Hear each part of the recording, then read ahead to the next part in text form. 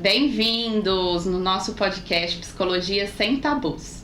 A gente está aqui hoje com o nosso episódio para falar sobre saúde mental na sua vida, na minha vida, na vida de todos nós, né, gente? É um assunto que precisa ser falado o tempo todo.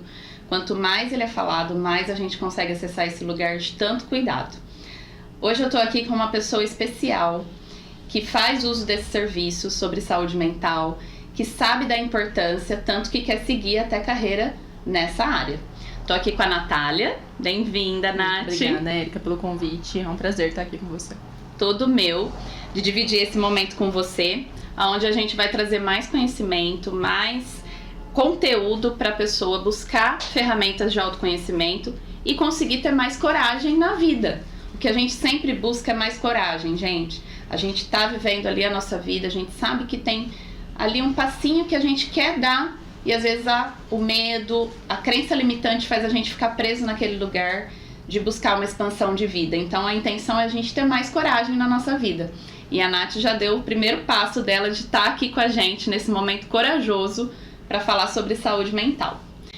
Nath, você aqui hoje, como que a gente pode iniciar um processo terapêutico? Quando que a gente consegue identificar que a gente pode buscar terapia na nossa vida, buscar processos de autoconhecimento? Como que você percebeu isso na sua vida?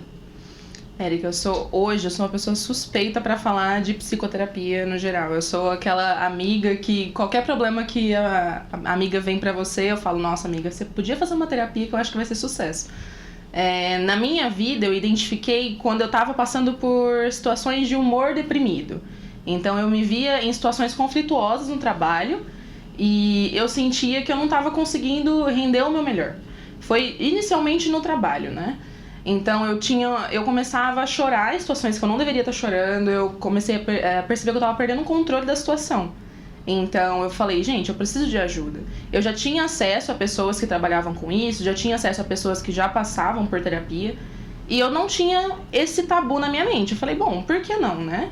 Então, no início foi uma experiência. E foi tudo de bom. Eu identifico que você pode ir por vários caminhos, né? Você tem que, no mínimo do autoconhecimento que você já tem, você percebe, eu acho que eu não tô conseguindo falar disso pra ninguém, eu sinto algo muito duro dentro do meu coração e eu gostaria de partilhar com alguém que realmente vai me respeitar.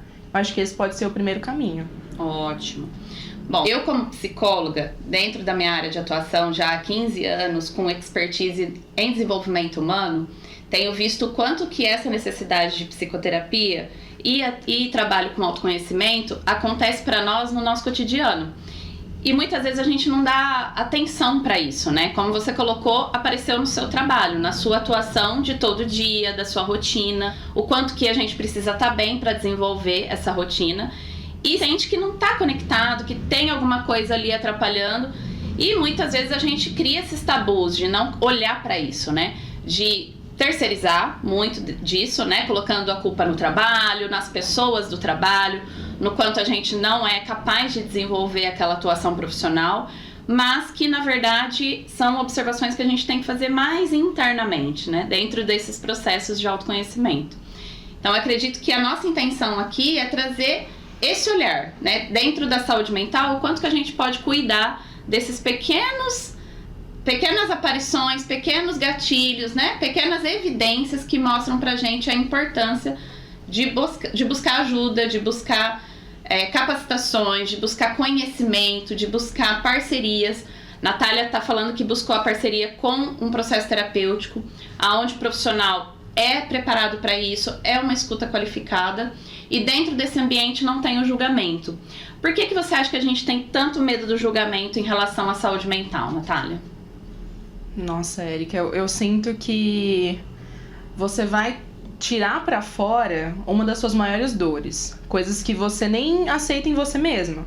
Então, se é tão doloroso pra você receber essa informação e você mesmo se escutar, né? Imagina o quanto seria ruim falar para um familiar em uma questão de desabafo, né? O quanto seria pesado falar para um amigo que você tem uma expectativa de como tem que ser a sua amizade, do tanto que você tem que ser uma boa filha, uma boa amiga. Enfim, eu acho que às vezes a gente sente que a pessoa não está preparada para aquela carga que a gente vai passar, para aquele problema que a gente vai expor. Então, eu acho que o psicólogo, por ele ser uma pessoa que tá fora dessa situação, tá preparada profissionalmente para isso, eu acredito que ele vai ser o melhor caminho, né? Para isso, assim. Esse preparo da escuta qualificada dentro do processo terapêutico, ele acontece pela formação específica, né, como psicólogo. E dentro desse universo a gente tem vários tipos de atuação, né? Quando a gente migra para o atendimento, eu enquanto profissional de psicologia, migra para o atendimento psicoterapêutico, a gente se conecta com um ambiente que exige extrema entrega e profissionalismo. Dentro dessa oferta, as pessoas procuram em nós realmente esse lugar seguro. E o lugar seguro, de fato, ele não necessariamente vai acontecer dentro da nossa família, como a gente tem como tabu, né? Então, olha, eu tenho a minha mãe, ela tem que me entender. Eu tenho o meu pai, ele precisa me acolher. Mas cada um de nós, seres humanos, estamos passando por movimentos de autoconhecimento, por movimentos de curas internas, de sofrimento. Então, quanto que a gente fica criando essa expectativa, né, do outro praticar esse processo de acolhimento, de escuta qualificada, de não julgamento, mas a gente está exigindo do outro algo que ele não pode dar porque ele não está capacitado para aquilo e porque ele também está com as lutas internas, né? O psicólogo também precisa de terapia. Então a gente também se cuida, se nutre, né? Tem o nosso processo enquanto ser humano para poder oferecer um trabalho melhor, mais adequado e que traz esse acolhimento. Me fala um pouquinho, Natália, sobre as suas relações. Você me falou que apareceu lá no trabalho, né? Quando você estava ali se sentindo um pouco estranha, inadequada, sensação de incapacidade. Dentro das suas relações no geral, quais foram os outros lugares que apareceram para você esse alerta, esse sinalzinho, acendeu essa luzinha de que você precisava buscar um trabalho de autoconhecimento? Olha, pra começar, esse humor deprimido, né, ele não ia acontecer só em situações conflituosas do trabalho, né? Na época eu tinha 17 anos, estava estudando à noite também, então eu tinha dificuldades relacionadas a estudar no período noturno, a voltar sozinha pra casa, então eu estava acumulando várias coisas dentro de mim e também com uma situação conflituosa dentro da minha casa, né, na parte familiar. Então, a gente... uma característica da minha personalidade também é ser uma pessoa que guarda muita coisa pra não colocar, não expor isso pro outro. Então eu tinha dificuldade de falar: mãe, tô passando por um problema, a senhora consegue me ajudar? Amiga, tô passando por esse problema. Então eu fui acumulando várias pequenas coisas, várias dificuldades que eu tava sentindo na minha rotina, na minha vida. E eu senti que o meu corpo chegou uma hora que ele quis explodir, né? Eu também passei por um problema de gastrite, que no laudo, né, na demonstração disso, era porque a gente não sabia a razão, era provavelmente uma causa psicológica, de como eu desencadeei isso. Então foi várias coisas que foram acumulando para eu precisar do processo terapêutico, identificar isso. Então, dentro da sua expressão também com o corpo, você percebeu que tinha alguma coisa errada acontecendo. Uhum. O processo de digestão, né, que é muito comum aparecer, quando a gente busca esse lugar de querer resolver, fechar ciclos, né? Então a gente acessa medos. A Natália colocou, ela queria crescer profissionalmente, buscar o curso, a faculdade, só que ao mesmo tempo tinha um receio de sair à noite, de voltar para casa sozinha. Todas essas crenças, né, que limitavam a Natália a dar os passos que ela queria dar e quer dar, né? Hoje consegue dar esses passos. E tudo isso gera uma sensação de não resolução dos conflitos, né? Dos problemas, do que a gente sente internamente, dos sentimentos. Então, a gastrite, os problemas gástricos no geral, né, relacionados a essa digestão, elas estão muito relacionadas com a nossa saúde mental. Além disso, a gente tem muitas outras expressões no corpo que aparecem como sintomas para a gente cuidar da nossa saúde mental. Uhum. A gente fala sobre insônia, a gente fala sobre a nossa dificuldade de foco, a gente fala sobre dor de cabeça, a gente também coloca questões relacionadas a dores no geral, dores nas articulações, que normalmente não aparecia, né? Que representam a falta da mobilidade, de realmente agir. Tudo isso está relacionado à saúde mental. Então a gente, muitas vezes pelo tabu, prefere priorizar outras doenças, né? Outros diagnósticos, porque tem medo de chegar nesse ponto de falar, preciso cuidar da minha saúde mental, né? Hoje você é solteira, tem namorado, como que é isso? Isso interfere nas suas relações também? Como que você observa a saúde mental nas suas relações afetivas, amorosas? Hoje eu namoro, né? Meu namorado tem a minha idade também, 21 anos. Ele também faz terapia, né? Por indicação minha, eu sou essa pessoa que gosta de indicar e fala, não, mas só testa então, vamos ver se você gosta. Então, nossa, isso é muito importante, porque eu sempre entendi a necessidade do diálogo, né? E eu pensava, bom, nas minhas relações eu quero poder conversar, me abrir, e eu quero que essa pessoa também possa, né? Ele como homem, assim, pelo menos os homens que eu conheci no geral, eu sentia que tinha essa dificuldade de acessar, né? Esse interno dele, ele falar o que estava sentindo e a gente conseguir crescer no relacionamento com isso. Então, a minha mãe também faz terapia hoje. Eu sinto que isso ajuda muito, mas muito mesmo dentro de casa, porque a gente consegue enxergar o lugar do outro, o papel do outro nessa relação, nessa casa, nesse convívio. E, nossa, é muito, muito melhor, de verdade. Que ótimo. Dentro dessa proposta do seu namorado fazer terapia, né, quando você sugeriu para ele, que tipos de resistência você encontrou pelo fato dele ser homem? Você acha que existem essas resistências? Eu acredito que sim, Érica. O meu namorado em si, ele não foi tão resistente. Ele já tinha tentado outras terapias alternativas também, só que ele não se identificou com isso. E quando eu falei, eu faço com tal pessoa, se você gostaria de tentar, ou conhecer se ela tem alguém que você gostaria de conhecer e tal, ele não foi tão relutante. Mas quando eu falo, por exemplo, pro meu pai ou pra algum outro parente, eu falo, por que você não tenta terapia? Não tem nada a ver, né? Tem que explicar o porquê não deveria ter tanto tabu. Aí a pessoa fala, eu vou ver. Só que a minha mãe também, no início, ela falava assim, mas por que, filha? Você acha que eu tô louca? Algo assim? Eu falava, não, mãe, claro que não, sabe? Então eu percebo essa resistência. Eu acho que também por conta de idade também, né? Você sente que hoje quem te busca mais são os jovens ou não? Então, hoje eu tenho uma variação grande, né, desses pacientes chegando, mas eu percebo que dentro dessa faixa etária entre 20 e 30 anos é uma maior busca, né? Acontece muita busca nesse sentido. Justamente por a gente estar vivendo uma etapa da vida de construir muita coisa, né? E acredito que socialmente a gente tem muitas cobranças nesse período da vida, a gente internaliza muitas cobranças, né? Desde o nosso universo profissional, até na autoaceitação, até em como eu preciso me apresentar para a sociedade, se eu tô bem com o meu corpo, se eu vou ser aceita com isso, se eu posso construir aquela carreira profissional, se eu vou me dar bem, se eu vou ser bem sucedido. Então todas essas cobranças sociais, elas gritam fortemente dentro da gente, abalando a nossa saúde mental. Então, a maioria das pessoas que me procuram é nessa faixa etária. Mas ainda existe bastante tabu em relação ao masculino e feminino. Então, acredito que por conta da nossa construção social do masculino, aonde essa representação do forte, não pode chorar, não pode ser fraco, né, não pode representar a vulnerabilidade, a gente criou várias barreiras para que esses homens pudessem acessar esse lugar sensível de autorreflexão, de autoconhecimento. Então, alguns tabus ainda precisam ser quebrados fortemente dentro dessa área.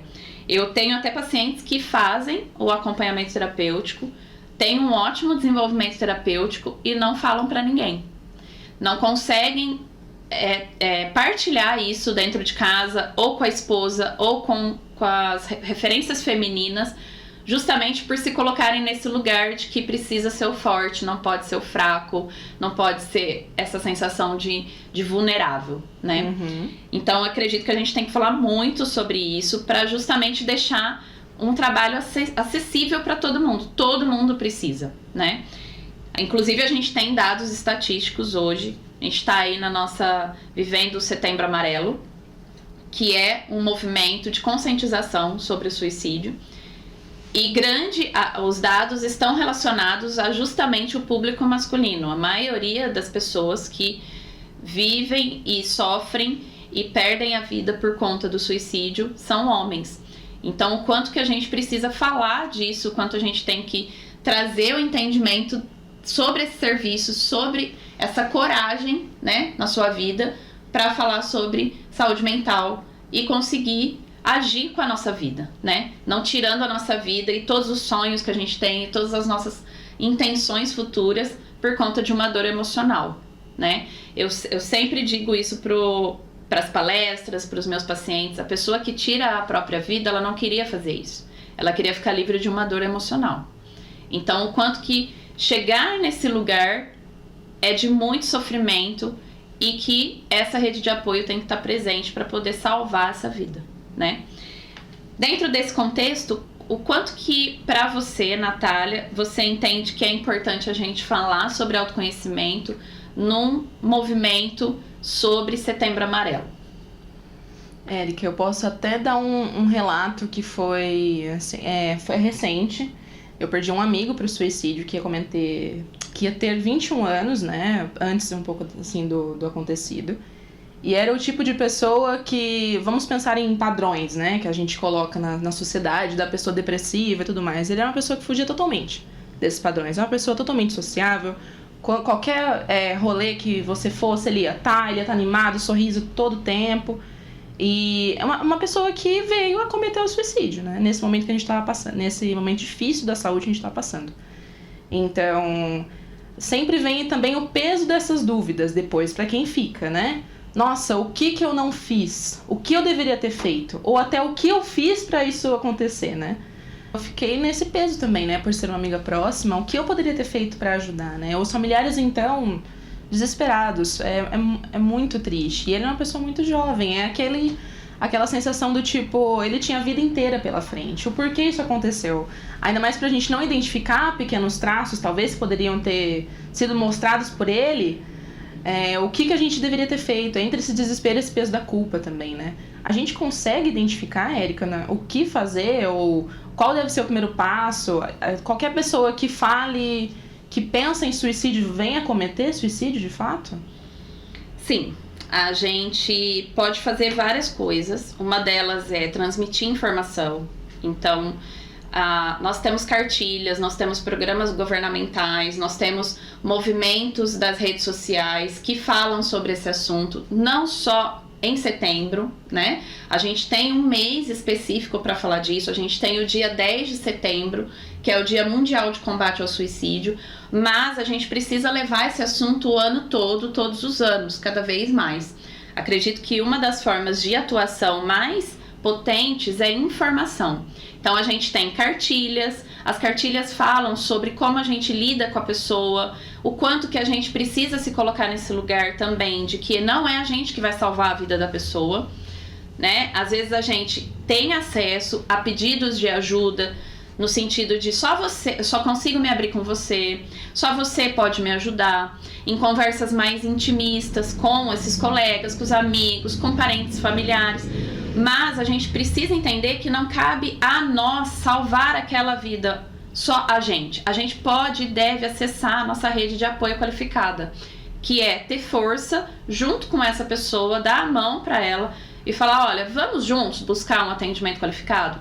Eu vou com você, né? Vamos juntos buscar um atendimento psicológico, um atendimento psiquiátrico? Eu caminho com você durante esse processo, né? Porque muitas vezes o medo, ele tá mascarado com várias atitudes, como você tá colocando sobre o seu amigo. Ele tá mascarado com o fato de estar sempre alegre, nada abala, né? Tá disponível o tempo todo. Mas como que será que essa pessoa lida com ela mesma lá na intimidade? Como será que ela tá chegando em casa, no momento que ela tá sozinha, como que ela tá ficando? Será que ela tá ficando bem sozinha? Né? Quantas vezes a gente está querendo buscar fora, nas relações, a nossa dificuldade de ficar com a gente mesmo, né? Porque a gente acessa pensamentos, a gente acessa sentimentos que a gente ainda não está sabendo lidar. Então a gente fica negando isso, né? Então acredito que as formas de ajudar são nesse sentido. As redes sociais, elas também dão muita ênfase para isso, né? Então, ao mesmo tempo que a rede social é importante para a gente se comunicar, para a gente poder estar acessando informações, né, de chegar mais rápido às informações, as pessoas às vezes encontram nas redes sociais um meio de se expressar, né, sem buscar ajuda individual. Então, às vezes, uma fala, um post, né? Algumas conversas no sentido de: e se eu morrer, como vai ser na sua vida? Será que você vai me amar se eu fizer isso? Né? Às vezes a gente acessa esses diálogos e não dá a devida importância. E na cabeça da pessoa, ela já está vivendo um monte de construções internas para poder chegar nessa finitude da dor emocional.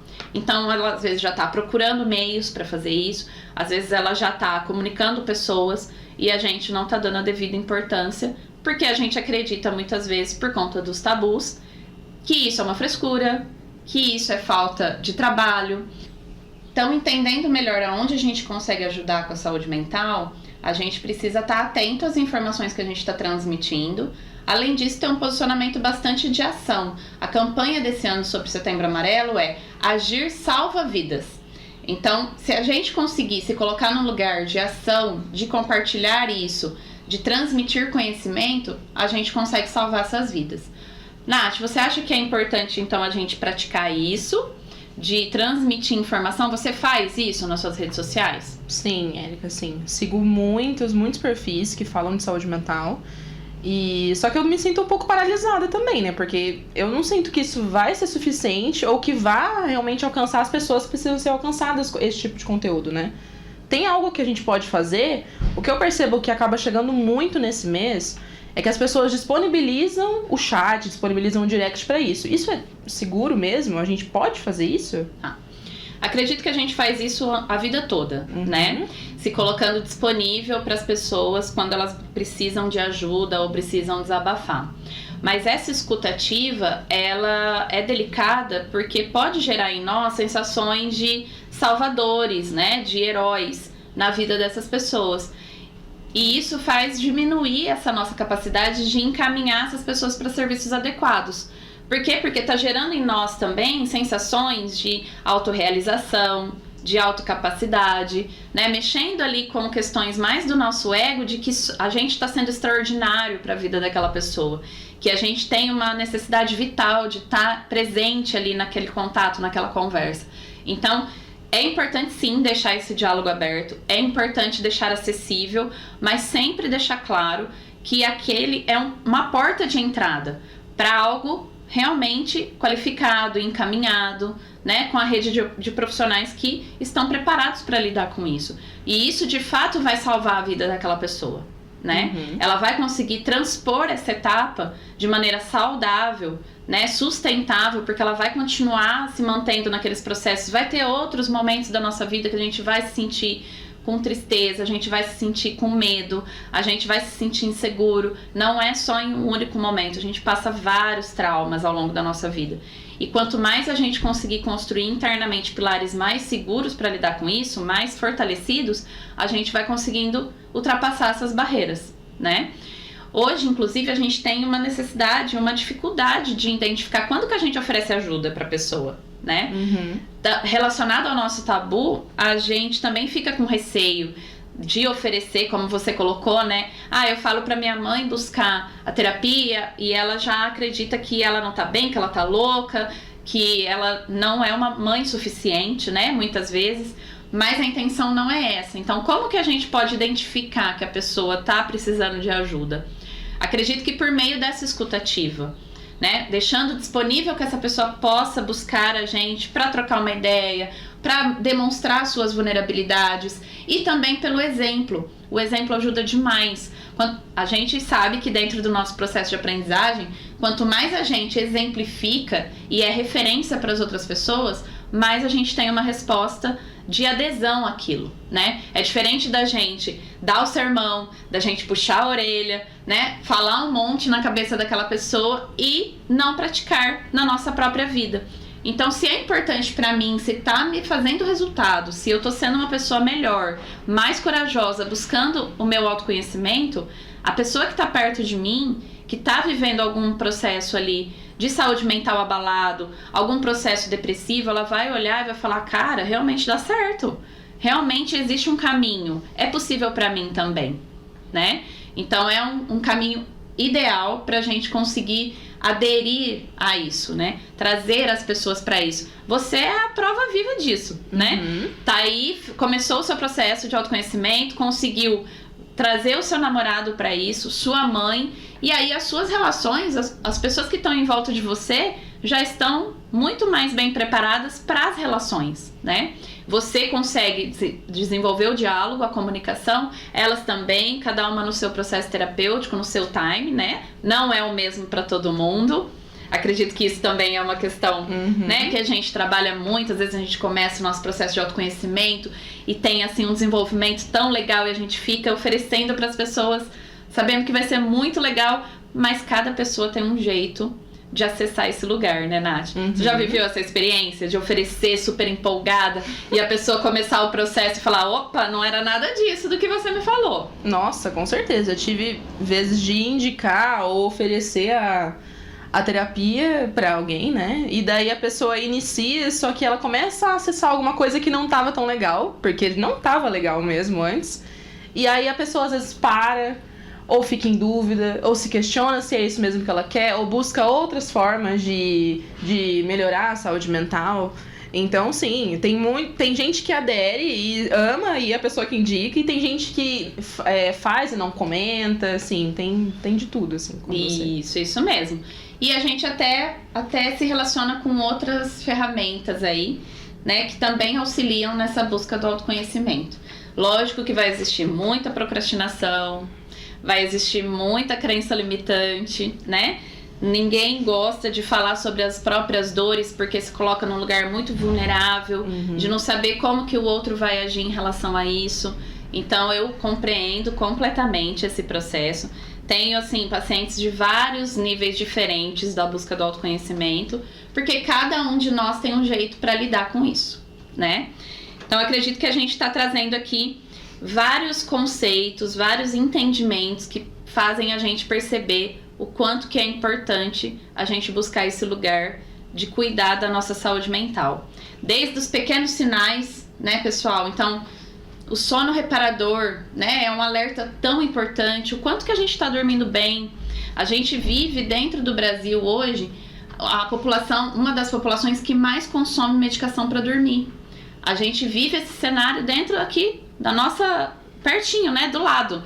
Então, se a gente tem pessoas próximas a nós que vivem essa condição, acorda cansado, né, não tem um sono reparador, tá sempre muito irritado, não consegue ter foco no trabalho, começa a trazer um monte de questões do trabalho, né? Então, o quanto que a gente pode observar isso e falar, olha, eu acho que tem um caminho para você, existe um lugar para você se cuidar. No seu ambiente profissional, nas suas relações sociais, você identifica esses pequenos sinais também, Nath? Você fala... Me explica um pouco melhor. Consegue identificar uma pessoa que não tá dormindo bem, uma pessoa que tá mais irritada? Com certeza. Isso interfere no seu trabalho? Com certeza. A gente, em um ambiente de equipe, né, que a gente trabalha em equipe, se uma das pessoas da sua área vai chegar irritadíssima, com enxaqueca ou com problemas de insônia, você vai sofrer com aquilo também, né? A pessoa muito mais, você vai também tomar consequências daquela pessoa, né, naquele lugar. Por isso também é importante as empresas terem esse espaço para que as pessoas possam expor como elas estão se sentindo, tanto em relação ao trabalho como em relação à sua própria vida, ter essa gestão para cuidar dessas pessoas também, né? É importante olhar. Sim, hoje em dia a gente tem um contexto bem mais aberto em relação a isso, né? As empresas estão olhando para a saúde mental dos seus colaboradores, estão percebendo a necessidade de falar sobre esse assunto dentro das organizações, estão desenvolvendo programas para poder lidar com isso, que está relacionado ao desenvolvimento humano, está relacionado à gestão das pessoas. Então, o quanto que a gente está aberto para poder falar sobre esse assunto. Por isso que a gente está aqui hoje, né? Finalizando aqui o nosso conteúdo desse podcast sobre a psicologia sem tabus, o quanto que a gente pode falar sobre assuntos relacionados a nós mesmos, sem ter medo de falar sobre isso, e o quanto a saúde mental nas nossas vidas é importante para a gente poder ter uma vida mais corajosa, uma vida mais conectada com a gente mesmo, mais conectada com a nossa essência, com a nossa questão do propósito. Tudo isso está relacionado à saúde mental, e a gente pode deixar a nossa melhoria o nosso movimento de melhoria contínua cada vez mais afinado, cada vez mais dedicado a isso, observando e tratando da nossa saúde mental. Com certeza. Nath, quero agradecer muito você estar aqui hoje. Sua presença aqui foi, assim, um divisor de águas. Acredito que muita gente que está ouvindo a gente, que está assistindo a gente, vai repensar sobre as possibilidades de buscar autoconhecimento, de buscar terapia, porque você demonstra os resultados de tudo isso, com certeza no seu dia a dia, com as suas relações. Muito obrigada mesmo, viu? Obrigada a você, Erika. Foi uma delícia de conversa. Ótimo. A gente fica por aqui. Espero que você possa compartilhar esse conteúdo. Desejo que você compartilhe com as pessoas que estão perto de você, com as pessoas que você ama, com as pessoas que você trabalha. Quanto mais informações a gente levar, mais a gente vai conseguir salvar vidas, mais a gente vai conseguir ter uma vida com mais qualidade de vida por meio das informações sobre saúde mental e sobre autoconhecimento. A gente se vê no próximo podcast. Até mais!